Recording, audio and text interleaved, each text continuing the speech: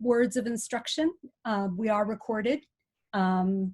That means that we will be sending a link, posting it on the listserv, making it available for everyone. We would ask that you not use the hand raising feature for questions. We are more than happy to take questions, but if you could use the chat feature. We'd also ask that you not do questions. I am being told to redo the intro, okay?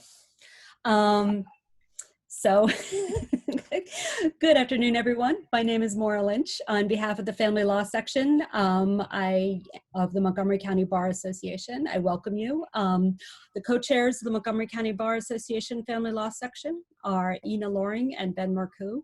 We're happy to have you here this afternoon for the protective orders in Montgomery County during a pandemic. We wish to thank Christy Zlatkis for giving us the Zoom platform this afternoon. Before I introduce everyone, I'd like to go over just a few items of interest. First, this is recorded. We will be making the recording available for everyone on the listserv so that you can see and watch this again or provide it to others. We would respectfully ask that you not use the hand raising function, but instead for any questions, if you could use the chat. We will be asking our panelists any questions that are submitted. So with the instructions out of the way, I'd like to introduce our panelists. We're honored to have the Honorable Karen Ferretti from the District Court of Montgomery County. She will be joining us. We have Amy Shaw-Palumbo from DVS Legal Services and Donna Rismiller from the Rismiller Law Group. So without any further ado, Judge Ferretti, I'd like to turn to you. If you could please start us off with talking about, you guys are working really hard these days in handling these protective orders. Can you help us out and tell us what you're doing in the current process? Sure. Good afternoon, everybody. I'm Judge Ferretti again. I am one of the two judges who are currently running or handling the domestic violence docket. The way that the procedure is working is because the courthouse is currently closed to the general public, all protective orders are initially sent to the commissioner. The commissioner then rules on them as an interim. By statute, normally the interim would then be in place until the next day within 48 hours of the court reopening. Because we had concern about some of those protective orders being in place and not being all-encompassing, that they fall under a series of orders from the Court of Appeals and from our administrative judge, Judge Mitchell, as to things that we can potentially hear on an emergency basis. Currently, we're doing all of our hearings by either phone or video conference. So essentially what happens is every single day, once the interims are filed, within 24 hours or the next business day after they're filed, Judge Koch, who's our administrative judge here acting in the courthouse because Judge Mitchell's remote, she then will review them. What specifically she's looking for to determine if things will be put on the emergency docket include any case that has a concern for significant violence or weapons, because if you go back to what the commissioner's authority is under Family Law 4-504.1, commissioners can't take away weapons or firearms. They also cannot grant visitation and or custody in certain circumstances. So the only time, for example, that they can do custody is if the petitioner and the respondent live together, or there's an allegation of child abuse. So if you have, for example, two people who are already divorced living in separate locations or never married living in separate locations, then custody couldn't have been addressed by the commissioner in the first place. Because we know there's a long period of time from the commissioner's ruling up until the court reopening, we've deemed those cases as cases to be considered by the court on an emergency basis. The other thing that the commissioner cannot do is necessarily do a vacate. Again, that depends on the party's status as to whether they can do a vacate. So, Judge, if I could just interrupt you, if you could sure. just describe what you mean by a vacate on that. Sure.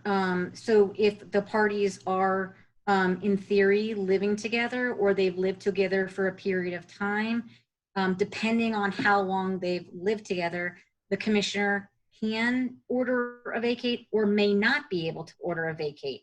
If they can't because they didn't qualify under the commissioner's parameters, that's another thing that we are considering as a potential emergency. Thank you. Sure. Once Judge Koch looks at those particular issues, then we make a determination and we'll reset it and send out notices again for it to be put in. We're trying to put all of those in generally within 7 days, if there is still room on the docket within that 7-day time frame. The way our docket currently is there's one DV courtroom open, and in that courtroom we have dockets starting at 8:30. We have cases every 30 or 45 minutes up until 2:30. So that's the number of cases we can have in a day. So that's going to range anywhere from maybe 7 to 11, depending if there's cross petitions, multiple petitions filed. On a given day, it's usually 7 to 8, but it can be more if there's cross petitions. Once they are set in for the new hearing, 2 days, first the notice goes out by mail. Then 2 days before the hearing, the clerk's office, which is currently staffed at about 20 people total. On the DV staff, I think might be 5 people.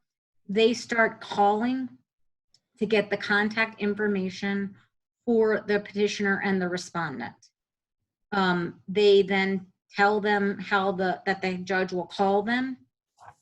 So we're reaching out, and then if they have a lawyer, we can reach out. In cases where there's lawyers have been involved, we have done it by Zoom. We have done Zoom, but we're not supposed to really use Zoom anymore, but we can in certain circumstances. We are free to use Skype for Business. So anytime a lawyer wants to be on video, we can make that happen as well. That hasn't happened that often in the domestic violence cases as much as it's happening on the bond docket. In addition to hearing temporary cases, we are also hearing final cases, but I'll get to those cases in just a second before I get to those. Unlike a normal day, the domestic violence judge is not hearing requests for emergency petitions. Those are going to a different judge now, so that the domestic violence courtroom can just focus on those cases that are present. There is although in the month of April, I'm doing that docket on Mondays, Thursdays, and Fridays, and Tuesdays, Thursdays, and Fridays. Judge Sabet is the judge who does it on Mondays and Wednesdays. Starting in May, we're shifting because Judge Sabet is doing additional docket for mental health. I'm doing Monday, Tuesday, Thursday, Friday. In general, all of the hearings, according to per Judge Mitchell's order, are limited to 30 minutes. Having said that, if there's a situation where I can give you more than 30 minutes, I'm going to tell you that as soon as you get on we're in the hearing. I understand that there can be some cases, for example, if we have cross petitions, they might have been set in for 45 minutes. If they were set in for 30, I'm trying to figure out a way to get you some additional time because I know that takes time. It's a matter of triaging things either the day before or on the morning of. In addition to hearing temporary and final protective order cases, we're also hearing setting in rescissions. contempts, and emergency motions. The Judge Koch, just like she's looking at all of the interim orders, is also looking at all of those requests to determine if there's an emergency basis to set those in. Generally the same parameters. Is there a concern, heightened concern for weapons or danger or something else that happened? Is there, for purposes of a contempt or an emergency motion? When we talk about the emergency motions, that more is a situation where we might have put an order in place in when this started and thought it was going to be good until May, but now we know you're pushed out till June, and something that you all had agreed upon isn't working, and there's a direct problem that's a potential danger issue. If you file it as and title it as an emergency motion, then Judge Koch will look at it and see if we can put that on a docket before the court reopens. We are also hearing, as I said, rescissions, because we understand that people are asking for rescissions because of the circumstances. I'll just address that issue real quick. When we have rescission hearings, we are specifically putting the petitioners under oath to make sure that, one, they're them, and two, that they understand what is being asked, that no one has threatened them, coerced them, that they don't feel in danger now, that they understand that they could have changed the order to a less restrictive order had they, if they ask. So we're trying to give them those options before we just grant a rescission. Usually the rescission hearings and the modification hearings are set in the afternoon still, but if we don't have rescissions, we're setting, or modifications, we're setting in regular domestic violence hearings for the afternoon. This is really weird to talk so much, but you've got a lot to tell us. I mean, it's just, there's so many new and different things going on. Would you like to talk now about how the actual hearings are done in terms of the telephone contact and how that is? Sure. That'd be great. So as I indicated, that starting 2 days before, the clerk's office will start reaching out to attorneys if your line is in.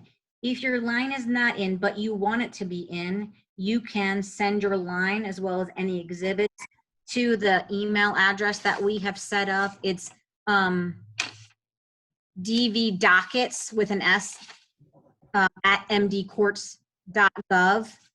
We'll accept lines for that reason, even though normally it's accept them by mail. It would be great on your line if you can put your email address and your phone number. And then when you reach out to the court, make sure you tell the court what phone number you want to be called on that day. It's not really helpful to go to your office main line and then have to figure out how I'm trying to get to you. On either the day before or on the morning of, Judge Sabet and I try to triage essentially the whole docket. So even though you might have a hearing at 11:30, you might get a call from us as a lawyer, or even your client might get a call from us in the morning if they don't have a lawyer, or we don't know they have a lawyer, and say, we know you have this case at 11:30. We wanted to talk about what the parameters are between now and 11:30. So in most cases, for example, if there are two lawyers, I will try to call both lawyers in the morning at some point and say, okay, Ms. Rismiller is representing the petitioner, whatever, Mr. Jones is representing the respondent. It would be a good idea if the two of you connected, because I don't know if you know that each other exists. And here's how the court is working currently. And if there is another thing that I'm trying to do before we get on the call is if there is a CPS report, because I know you can't get our CPS report now and can't look at it in the courtroom. If time allows, I'm trying to call both sides and read the CPS report to them before their hearing starts, so that they'll have time to digest that, because it might influence their decision moving forward. then you'll get the call. One of the things that could be helpful so that you all know is essentially I have two cell phones sitting in the courtroom. I have a court cell phone and my cell phone. Because if I make calls from my cell phone, it's going to come up as a blocked phone number. So you might just want to prepare your clients to know that the judge might be calling you from this blocked phone number. If a blocked phone number, for example, if when I call it goes right to voicemail, what I do is have my clerk call and say, the judge is calling you from a blocked phone number, can you pick up? So that, because I understand they may have concerns about a blocked number calling them. And so just because they don't answer the first time, not to worry. Either I'll switch to the court phone or I'll call from the actual landline. The reason that we use our own cell phones, frankly, is because the court's provided cell phone only lets 2 people on the call, whereas my cell phone can let 10, and I can merge all of those people in. What I typically try to do is if I know there's attorneys, I call the attorneys first. Another thing you want to advise your client is to tell them if your attorney's not on the phone, make sure you tell the court I have an attorney, and then the court will get the attorney on the phone. Sometimes there's a disconnect because even though you filed a line, we didn't know you had a line. We are trying to remember to ask everyone, do you have an attorney? But frankly, sometimes we get a little bit caught up and we're not used to doing that, but I try to do it every single time. In addition to calling the attorneys, we're also using the language line. So that is another person that gets called. Typically, if I know the language line is needed, I'll call the language line first and then get the people on the phone. But sometimes I don't because I don't know that the language line is needed. Once everybody is on the phone, then in theory, you have 30 minutes. And we try to stick to the 30 minutes because obviously I have so many cases in a row. If I've highlighted a case that might be longer, I try and work it out. And I might say, okay, I have 30 minutes now, but we could get back on this call at 2:30 today for an additional, 30 minutes, whatever it is. But I can't guarantee on any given day that you're going to get more than 30 to 40 minutes because the next case is waiting for me to start. Just so you know, there are 6 judges currently sitting in the courthouse. So that's Judge Sabet and I. And then on the bonds docket is Judge Oliver, Judge Nee, Judge Acosta. And then Judge Koch is available on certain times. If we run into a bind and we feel like we can send something out that's quick to that other judge. So for example, if I want to send something over to Judge Oliver, Judge Nee, or Judge Acosta who are in the bonds courtroom, they only have limited time up until noon and they come in at 9. So it's a matter of, if I know it's going to be a 30-minute hearing, I might be able to send something out to them. We typically try to send out things that are one-sided or quick in nature to that other judge. Another thing you need to be aware of is that if I have a respondent who is currently incarcerated, that requires me to make, right from 8 o'clock when I get here, I start making arrangements to figure out in what pod that person is incarcerated if they've been served, so that we can get the incarcerated individual on the telephone too. If they haven't been served, it's not an issue. We just go forward without it. But when they have been served, it's just another hoop that we have to figure out. We were doing those on the bonds docket because they were bringing them to the same way that a bond was done. But now they're not even doing the bonds docket that way. The bonds are also being done by phone from individual pods. So it's likely that if you have a respondent who is incarcerated, your hearing might be bumped to the afternoon, because in most circumstances, the jail has set aside the afternoon for cases in district court and the morning for cases in circuit court.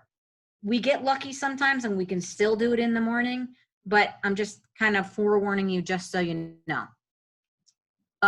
Specifically, when the hearing starts, then there will be a discussion just like you would have if we were in regular court. What you need to understand is that discussion sometimes takes longer because, remember, I'm not giving that general speech at the beginning of a docket like I normally would at 9 o'clock when the court's open. So it requires that I explain to the respondent and the petitioner, these are the options, this is what we can do. If you've already done that as an attorney, it saves so much time. One of the things that's different currently is that when you are here and the next phase is a temporary, the statute does not allow me or any other judge to grant visitation or communication on a temporary. We normally don't do that at a temporary, but under normal circumstances, you're going to be here in a week. What we've done now is say, if both clients are willing to consent to an order, then we'll allow it to be a temporary that will be set in at a later date. That's not our preference. We'd prefer to go right to a final if we can, but we understand there are some cases where, for example, if a respondent says to me, I have a lawyer, my lawyer's not available today, but he said or she said that I should consent to a temporary with these parameters. I'm not gonna not allow that person to have a temporary that involves visitation and or custody, so long as I feel comfortable.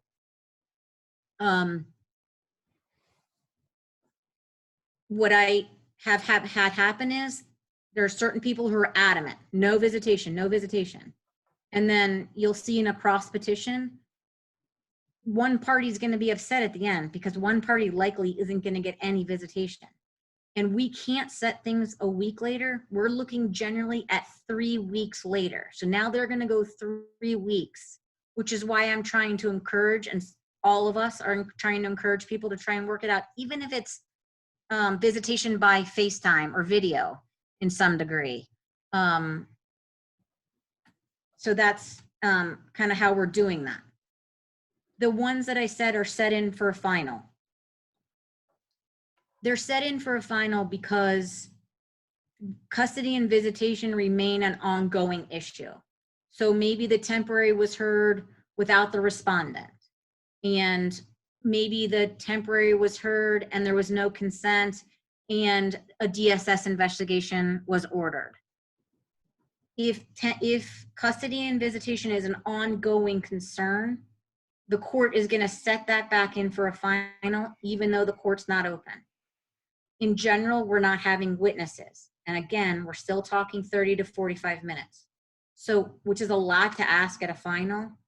If you come to that final, you're going to have essentially three options on that date. Your option will be, you can go ahead with the hearing and just ask the judge, how much time do you think I'm going to have? And like I said, we're trying to be flexible to work it out. If we can, we'll give you the extra time, but we can't guarantee it. You're going to have the option to agree upon an amended temp because your client really wants to have a hearing and your client really wants to call a witness. So we know that you're not going to get to, and you know it's going to be more than 30 to 45 minutes. We can agree, if your people will agree on amended temp, that's a possibility, and we'll reset it for when the court reopens. Or you can agree to keep the temp in place as it is, and we'll reset it in for a hearing on a final when the court reopens. You want to stop now, or do you want me to go to the next category? Karen, and if I missed it, I'm sorry, I was reading a few questions. Did you talk about like the preamble you give before the hearing and then what you do at the end of the hearing so that we can prepare our clients for that? Thank you. The preamble at the beginning of the hearing, what I say is, and it's some form of this, that we are here today because although the courts are closed pursuant to Governor Hogan's emergency order because of COVID-19, the Court of Appeals had issued an order that is allowing us to conduct certain hearings on an emergency basis by video or by telephone. This is such a case, and we're conducting it by telephone. I then, depending if there's lawyers or not, I may say the reason that we're doing this is because unlike the interim order, we can have a judge can order some additional things to be included as part of an order. I will then say that it is all of everything that's being said, including everything by the court and anything by the parties, is being recorded. It's being recorded in the courtroom. It's illegal for you in pursuant to Maryland law to record the hearing. If you need a recording, you can get it from the court. I'm going to identify, I've already called the case at that point, I forgot to say. And then I will identify all the people who are on the telephone at that point in time, including attorneys, parties, and if I have an interpreter. Then I will, I'll ask the attorneys, if there's two attorneys, have you all explained to your client the options today, including hearing versus consent? If they haven't, then I'll go through it. I'm hoping that you will have, because it takes time. If you have, then I won't. Then I'll say, is there any, once I've told them their options as far as the hearing or consent, I'll explain the difference between a temporary and a final, and I'll explain specifically in cases involving custody why they should be at least attempt to have an agreement, because it's going to be a long period of time before their next hearing. Then whatever they decide is what they decide. Then we'll have the hearing. For purposes of the hearing, one of the issues so let me talk about a glitch sort of that's happened. Two things that have happened. One side, of course, is none of the people you all are representing, because you would be controlling your clients. But let's say you have one party who is just interrupting constantly and will not be quiet. And in the courtroom, I would have the bailiffs, kind of go stand close to them. I'd hold my hand up, but of course they can't see any of that.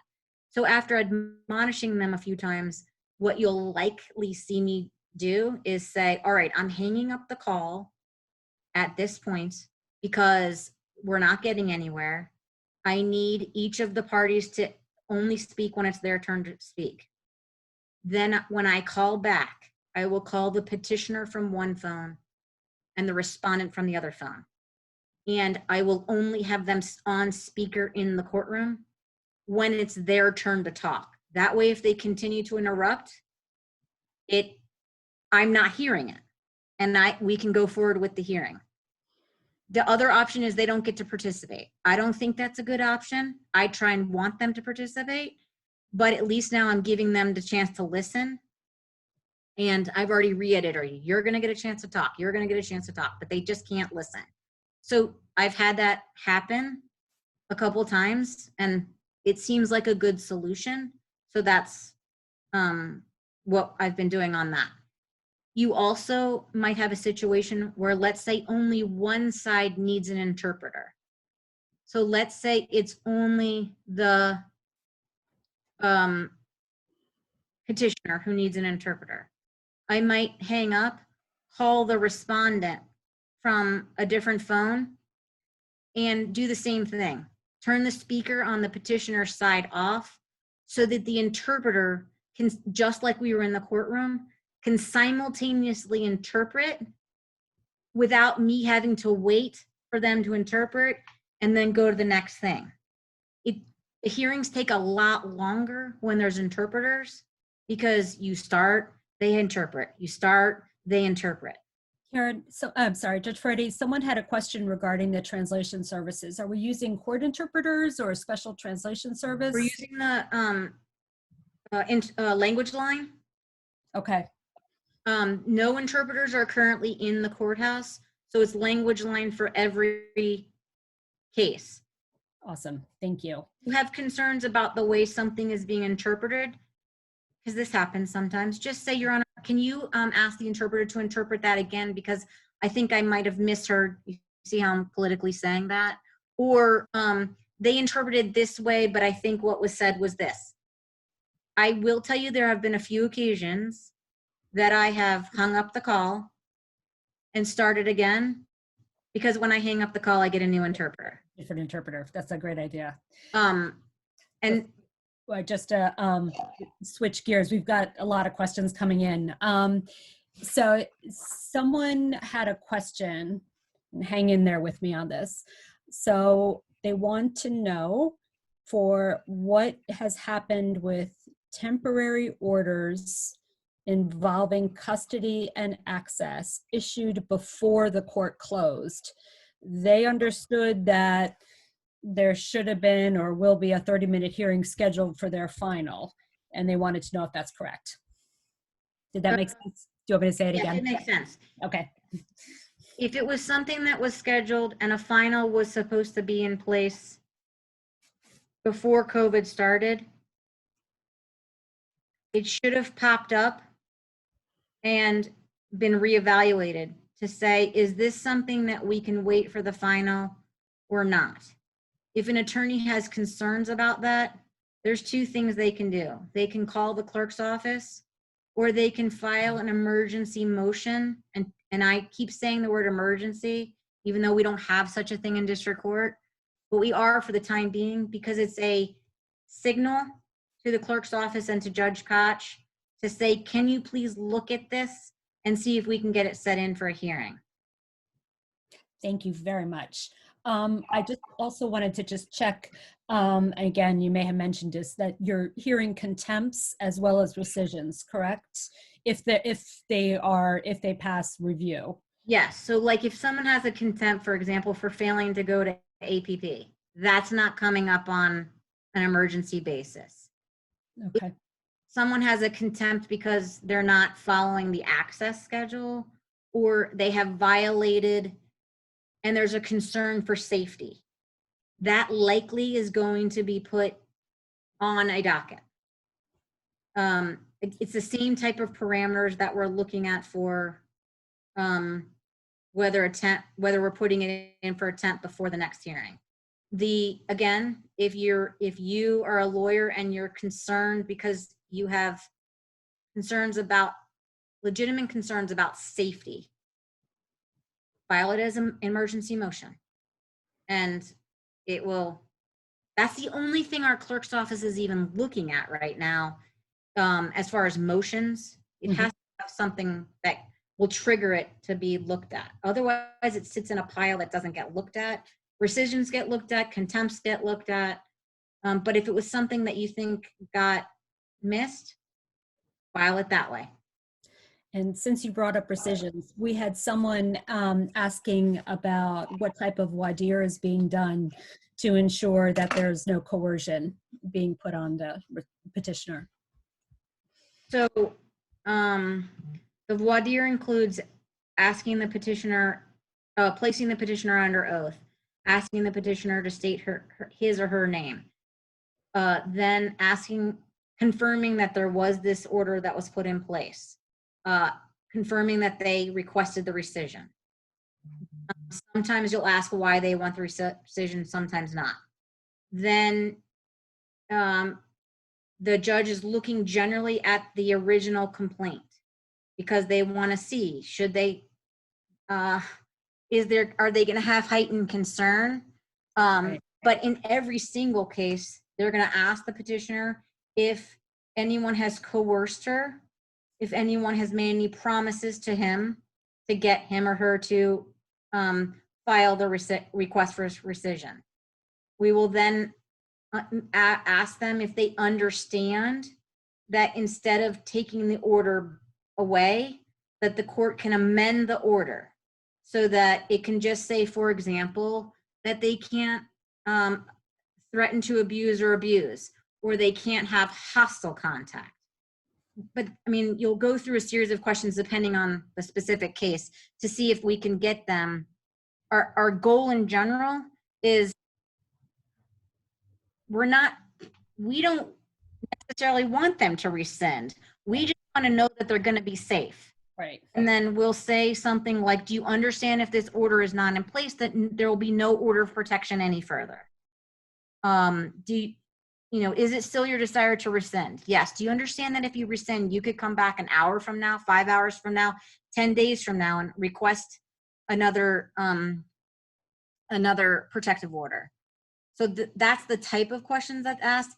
And then generally, if my respondent is there, I also say to the respondent that do they understand that even though this is rescinded, there's nothing that prevents the petitioner from coming back an hour later or 5 hours later or 2 days later and requesting a new petition.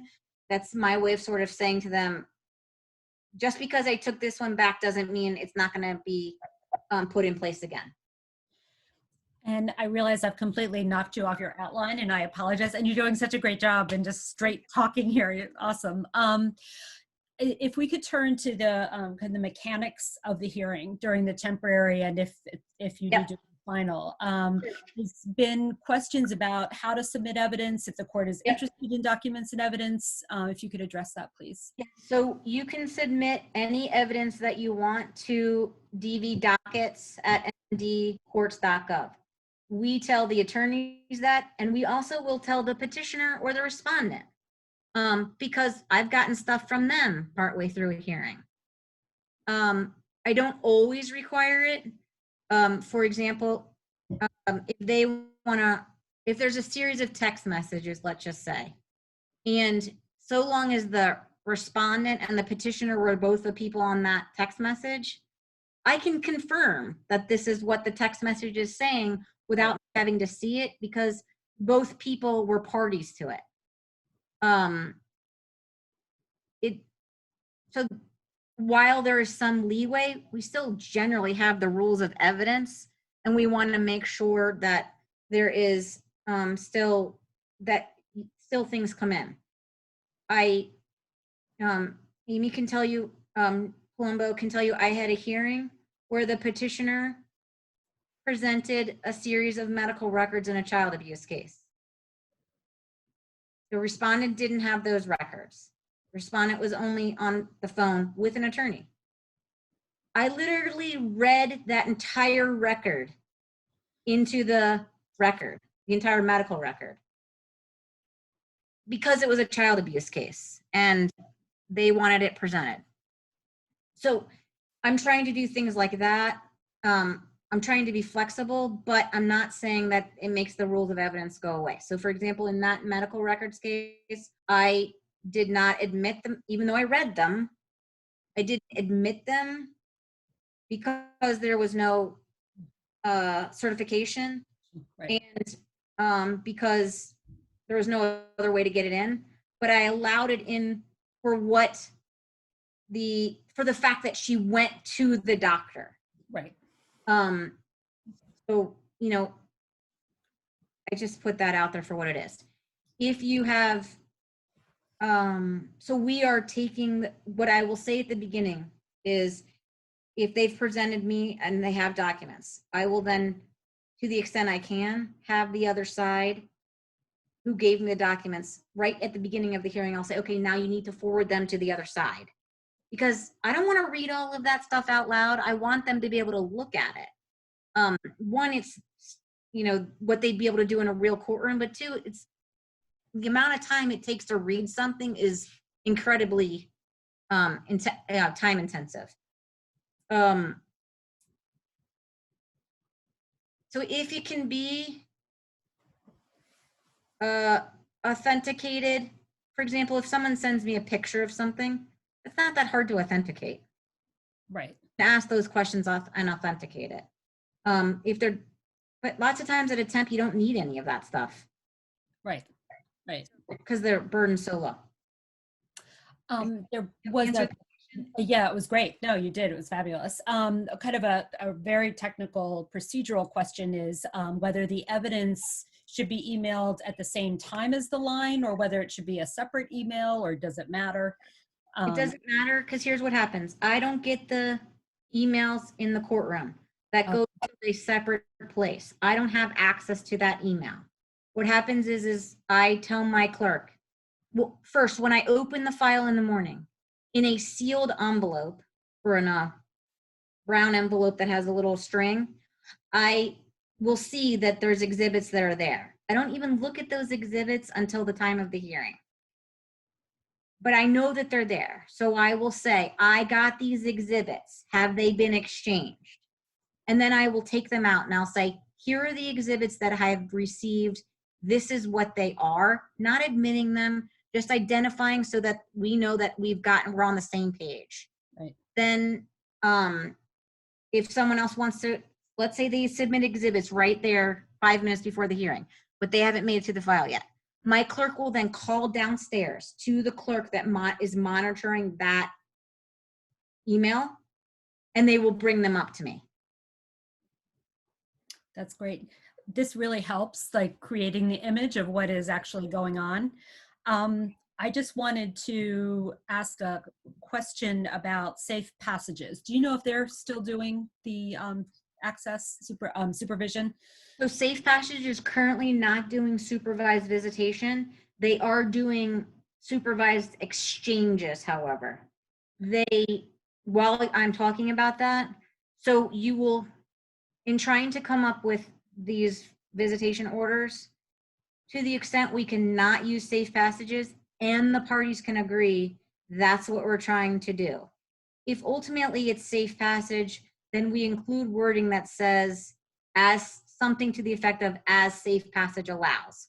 Because we can't control what they do, but knowing that they're not having supervised visitation currently, we try to get people to agree on another method, whether that's another third party being present, or in the meantime, they agree to FaceTime, for example, or some sort of video chat. While I'm on that, another thing that's coming up is the sheriffs are currently, so it's very rare currently that the respondents are not being served. In a whole day, this week, for example, I've had only 2 cases where there was no service. In part, that's because people are staying home, in part because the sheriffs know which cases we're trying to reset in. And so they're trying to serve those cases. What the sheriffs are not doing is they are not doing the standbys to allow respondents to go back to get their stuff. Or let's say our petitioner wants to go back because she's no longer there. They're not doing those. So what you'll hear me say at the hearing and be prepared is there some third party, or is there some way they can agree? So for example, last week I had a petitioner who agreed to leave the house with her son for an hour to go for a walk. And she allowed her husband with a third party to go into the house to get his personal belongings in that hour time frame. Obviously some people will let it, they feel comfortable with a third party. Some feel comfortable with not having a third party. Some feel comfortable just packing the other person's stuff up and putting it on the porch. And I'll say, the order can say that they can return for the sole purpose of at this time, and today I had an order that said that the petitioner would pack the respondent's things and place them on the porch. A third party would come get them. This had to happen within the week. There could be communication by the parties by text message only about the retrieval of the belongings only within the next 7 days. So we're trying to be creative, and because it's a long time to go until the sheriffs are going to be able to go get people's stuff. In terms of ordering DSS reports, are you still able to do that? Yes. And so we're ordering DSS reports just like we would have previously. It's not as big an randomly. It's not as big a issue in some ways because it can't get set in a week from now. When we order a DSS report, not because of DSS, but because of where we are in scheduling of the docket, your next hearing will either be sometime between 2 and 3 weeks.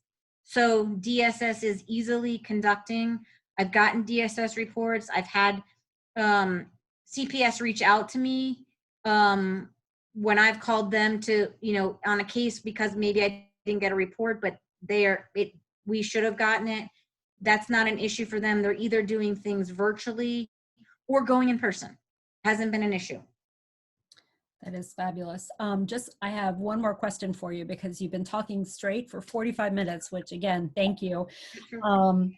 Is one problem a lot of family law attorneys are running into is denial of access because of COVID. Do you, I'm not asking for a ruling or anything, but is the court, have you noticed whether the court is willing to treat that as grounds for a protective order? So in general, I would say that our judges are on the same page here.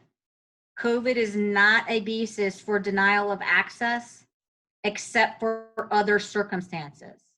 One example, and there's more than one example, I'll just give one. If the parent has COVID and doesn't want to now expose their child, that could be a potential reason. Or the child is sick and they presumed COVID, that could be a reason.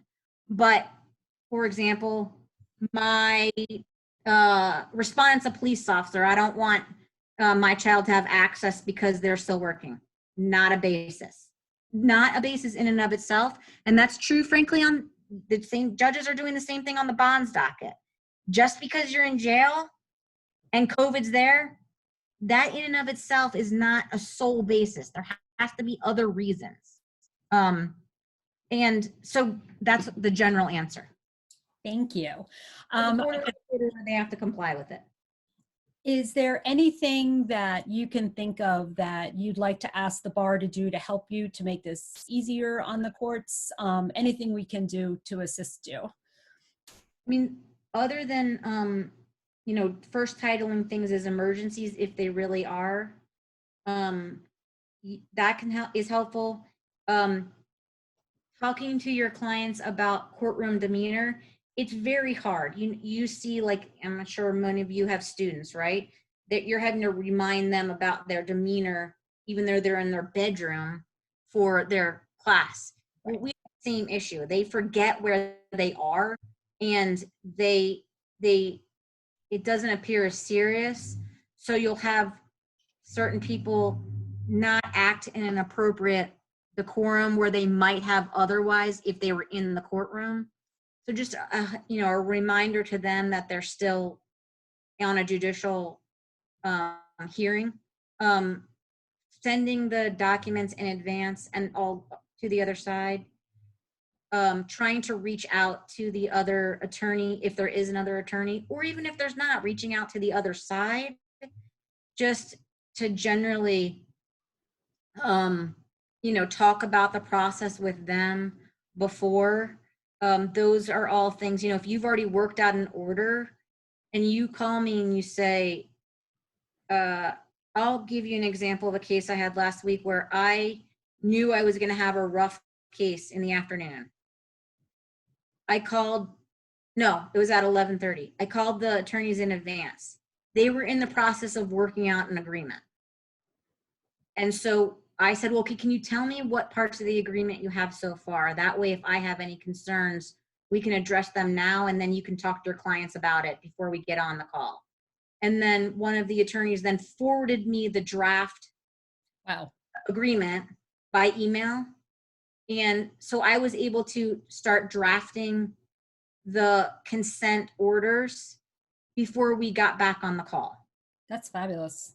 That's great. So things like that are helpful. Let me just mention a few other things. At the end of the hearing, you'll hear the judge is supposed to, and if they don't ask, is supposed to ask, where do you want me to send the orders? Because they're not here to get them.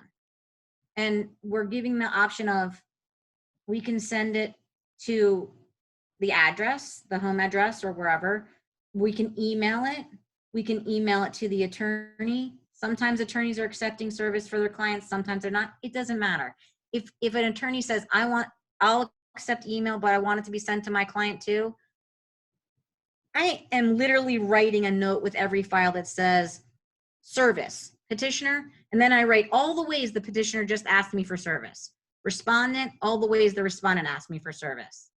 So just be prepared. I think earlier I said when you file your line, if you could have your email, that's why, because then I can, while you're saying it, I can be looking at it, and it just saves me a second so that you don't have to say F as in Frank, E, R as in Robert, R as in Robert, because I'm looking at it at the same time. And then you also might hear me talk about the shields for defendants. Normally I would say if you would like a shield, you can go down the second floor and get that information. But now I have to actually give them more detail about that, because they can go online or they can come to the court when the court reopens. Just not to, the one last thing I want to talk about in general, and if there's other questions, it's fine, is what we expect moving forward. So as I indicated, we expect that this will be the procedure from now until the court reopens on June 8th. As of now, we know that on June 8th and 9th, every courtroom in Rockville and Silver Spring will be doing domestic violence peace order cases. There won't be any other cases in the courthouse those days other than bonds, because we have to do all of the interims that haven't been ruled on yet. Following that, you will then see that same week anything that was a temp that was reset in for a final in that week and the following week. Depending on those numbers will depend on the number of judges that will be sitting in those courtrooms. Our goal in general is to get caught up on all DV peace order cases first. Then we'll switch to other things like landlord tenant and incarcerated individuals in criminal cases. So it could be every courtroom still, or it could be maybe half the courtrooms. It just depends. And we don't know what the new procedures will look like yet. So you all are used to us having a DV docket in each courtroom, in each courthouse, in one courtroom at 8:30. That could change. And we will be getting those procedures sometime in May. I would say like mid to late May, assuming the court's going to reopen in some capacity on June 9th. Obviously, if it's not June 9th, then everything will get pushed back again. We can't give you a definitive on that because we don't know what that's going to look like yet. For example, if the court can only do half the number of cases because we're having social distancing in a certain way. So that's sort of still up in the air, but the plan is essentially what I said as far as what's the priority. I don't know, I hope I've answered most of your questions. Judge, that was amazing. Thank you so much. We may come back to you for questions. Can I just reiterate one more thing? Sorry. Of course you can. Again, like I had cases in April that I set in for finals in May because I felt comfortable with whatever they had worked out on a temp. But if something happened and the temp isn't going well, that's the type of case that even though it was set in for a final in May, it might automatically have gotten bumped because it already had a consent order. If you find out that's to be the case and you're concerned because it's not working the way they intended, emergency motion to get it set in for a final. That's great. Thank you. Mm-hmm. We may come back with more questions, but I'm going to switch over to Amy now. Amy, how are you? Good, how are you? Good. If I could ask you to address how this is going from a practitioner's point of view, what you have observed in assisting with the protective orders.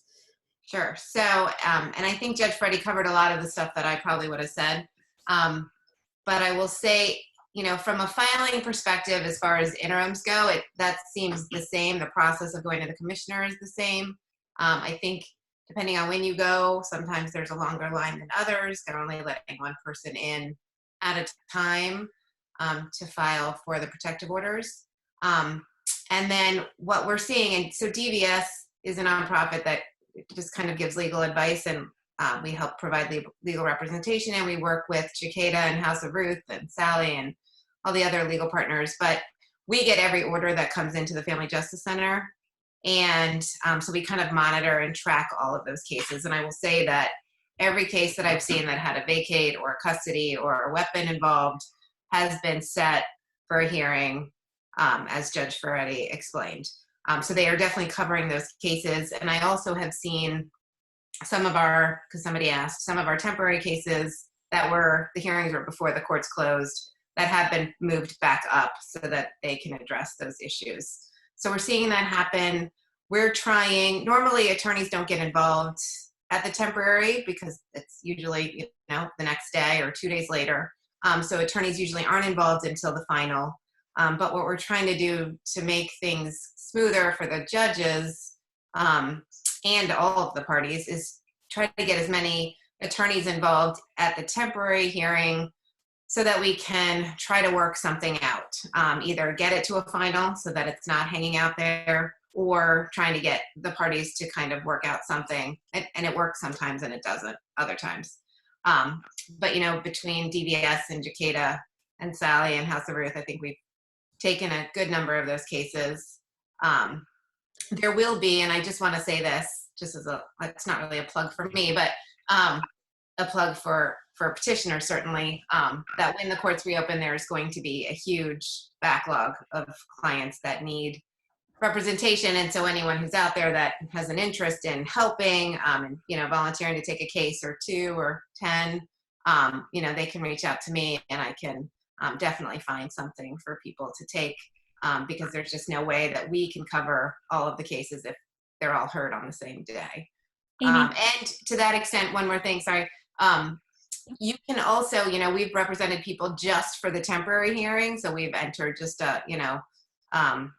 our appearance for the limited scope of the temporary hearing. And again, that just helps the judges, if they can work out some sort of visitation schedule, since they can't order visitation unless the parties agree to it. Having an attorney involved at the temporary can make that a little bit of a smoother process.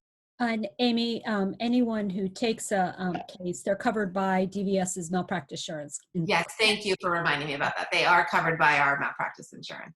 And how can people get in touch with you? So I don't know if you all can send out my contact information. We do, it's my phone number, my office number is 240-773-0449. And I can give you my email address. I don't know if it's just easier for me to have you guys send it out. We'll send it out afterwards. Okay. Were there any other observations that you've picked up from court about things that have made it harder during this time? So, obviously being on the phone makes it harder. It's harder for the judges to really get a sense of how people are feeling, because you don't have the emotions and you can't see their facial expressions. And I do agree with Judge Ferretti that there are definitely cases where the decorum is not there on both sides. We've had a petitioner laugh, and obviously it's not a laughing matter, and but people are nervous and they're not in the right environment, and so people just aren't who they would be if they were standing in the courtroom in front of a judge. So that's definitely an issue. And I will say that to the extent that parties can, if you're representing a client, to the extent that you can contact the court as soon as possible and try to find out if the other party is represented, the clerk can give you that information and you can try to work something out with the other side. To the extent that you can do that, it certainly makes things smoother, because 30 minutes, if Judge Ferretti goes over her beginning spiel and has to go over her ending spiel, there's 10 minutes or 15 minutes, and you cannot have a hearing in 15 minutes, and no matter what.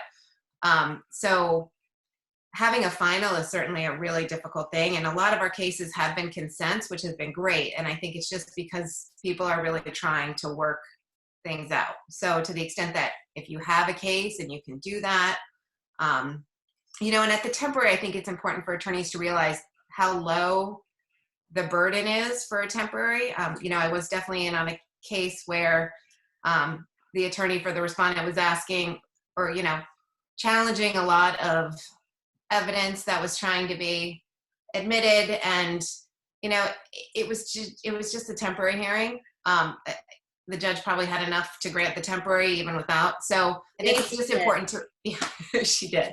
So I think it's just important to remember what the goal is, and to try not to show off your great legal skills, at least until the courts reopen and there's more time for that. Amy, thank you so much. We'll send out your contact information when we send out the recording. Yeah, and I'm happy to answer other questions, once this is over, for people who might have some that pop up. Thank you, and thank you for doing this. Sure. Donna, if I may turn to you as a private practitioner representing both petitioners and respondents, if you could share any observations, like with the commissioner, or any particular observations that you've made during this time period.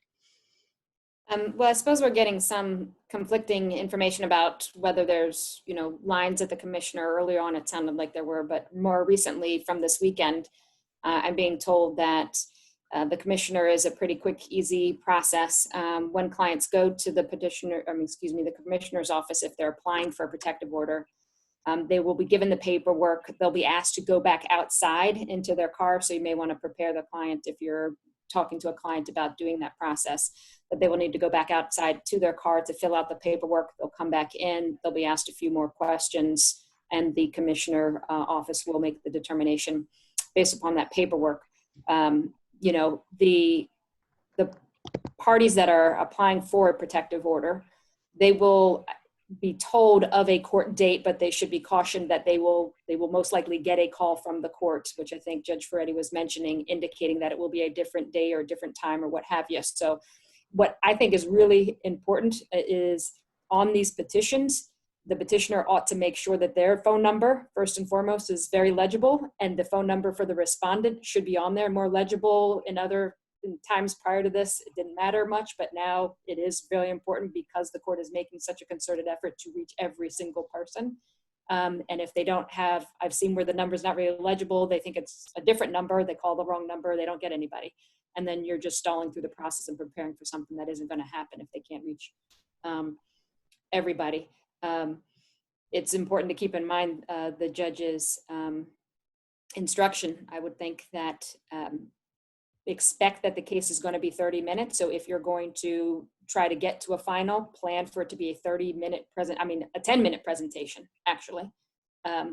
If you feel like you need lots of documents or witnesses or evidence, plan for and prepare your client for requesting that it be a temporary hearing and stick to just the basics of what might be needed for a temporary so that you can have a fuller presentation at the final. But those are decisions that will help to be made in advance and to be talked through with the client before you go forward with it. Both sides have the option to request and either consent to the final or to request that it be a temporary. I was going to ask, because I just saw, I don't know if you all saw, there was a question about when folks apply for an extension of a temporary, of a final order. I don't know, you were going to cover that, Maura? No, I was going to ask you, I didn't want to put you on the spot, but do you know the process right now for that? I actually haven't had that come up, so I was wondering if the judge might be able to speak to that, because basically the rule as it stands says that if the court is not open or can't address the hearing, then by statute now it's supposed to be extended until the court is reopening, but I'm not sure how the court is facilitating that, but I don't know if the judge has encountered that yet with orders that are expiring during that period, but extensions are being requested. Because as what you said earlier is that if they're not marked as emergency, I think the pleadings wouldn't ordinarily be reviewed. So it may not be something that's come up very frequently yet, but. It depends on the way you're looking at an extension. So for example, if you already had a protective order and it was about to expire because a year has gone by, the statute is that it automatically extends upon the filing so long as the person has requested it before the expiration. If I have one or two times done extensions as hearings already, because either they were put in for another reason or there was a reason within those same parameters for concern. And in those cases, there were custody issues involved. And so you really wanted a determination. Are we going to continue this to be in effect even though it's already expired? Because the petitioner wants it. So you don't, it's a double-edged sword. You don't want the petitioner to be able to use it as a weapon that allows it to stay in place, especially if there's custody issues. So the two cases I've had it in, they were both cases involving custody issues. One case I granted and one case I denied. Extensions as far as, for example, if you have today I had a case, or no, that's I've had a case where, for example, the case was filed and there still hasn't been service and it's 6 months. Those cases, just like normal, are expiring because there just hasn't been service because the sheriffs aren't not serving Right. COVID. That's also true for peace orders. So let's say a peace order was put in place for a interim and the sheriffs couldn't get the service within 30 days. I think those are also just expiring. So I know that's a broad question of extend, but in general, if the order does not say that it's until the next hearing, then we're trying to reset those. Thank you so much, Judge. So one last question. Have you noticed if there's been an uptick in the filings of these orders or requesting them? Yeah, I specifically looked at this last week because we had the data from last week. For exactly 1 month from the beginning of the court closure until last week, there had been no uptick, and which surprised me because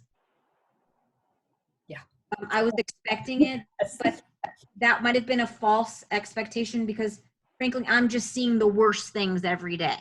So I don't get my normal docket where I see the neighbors or the things that aren't. So I'm seeing the worst things every day. So I was expecting it to be a huge increase. But in researching that, I also reached out to Montgomery County Police, and their calls for domestic violence have gone up. And the charges have the number of people being charged has gone up. I will say that what I said is the original, that as of last week, they hadn't gone up. They have now. In the last week, we have gotten an increase. So normally, let's say we might have gotten 10 cases on a weekend.